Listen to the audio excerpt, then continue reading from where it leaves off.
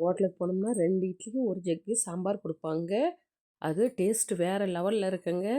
ஐயோ இவங்க இவ்வளோ ருசியாக செய்கிறாங்களே அப்படின்னு நம்ம நினைப்போம். ஒரு ரேஷன் பருப்பில் சூப்பரான ருசியான சாம்பார் செய்யலாங்க. அது எப்படி செய்யுதுன்னு பார்க்குறதுக்கு முன்னாடி நம்ம சேனலை முதல் முறையாக பார்க்குறவங்களா இருந்தால் சப்ஸ்கிரைப் பண்ணிங்க, கீழே இருக்கிற பெல் பட்டன் அழுத்திங்க. அப்போ தாங்க நான் போடுற வீடியோலாம் உங்களுக்கு உடனுக்குடனே வரும். வாங்க நம்ம வீடியோக்குள்ளே போகலாம். 1 டம்ளர் ரேஷன் பருப்புங்க. நல்லா தண்ணி ஊற்றி கழுவி எடுத்துக்கலாம். நல்லா கழுவி எடுத்துட்டோம்.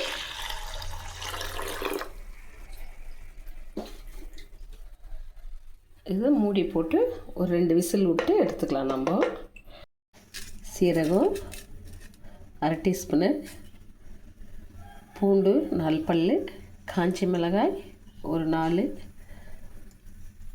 தனியா 1/2 டீஸ்பூன். இதோட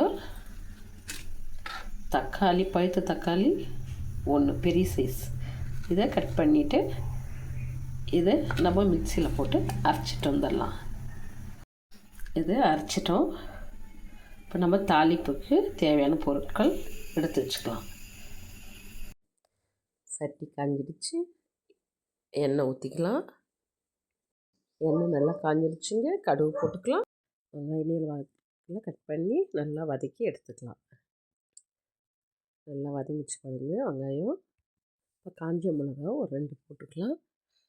அது முதல்ல போட்டோம்னா ஒரு மாதிரி கலர் வந்துடும். பாதி வெங்காயம் வதக்கணும் போட்டோம்னா கரெக்டாக இருக்கும்.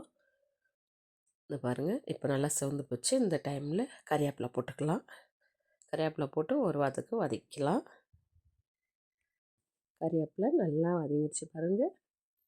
மிளகாய் பொடி, உப்பு போட்டு ஒரு துவைக்கலாம். நல்லா அந்த மிளகாத்தூள், உப்பு, வெங்காயம்லாம் நல்லா சிவந்து வரட்டும்.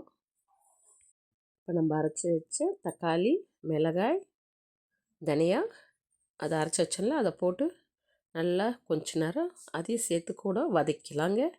நல்லா வதங்கி வரட்டும். நல்லா வதங்கிடுச்சு. நல்லா கொதிக்குது பாருங்கள்.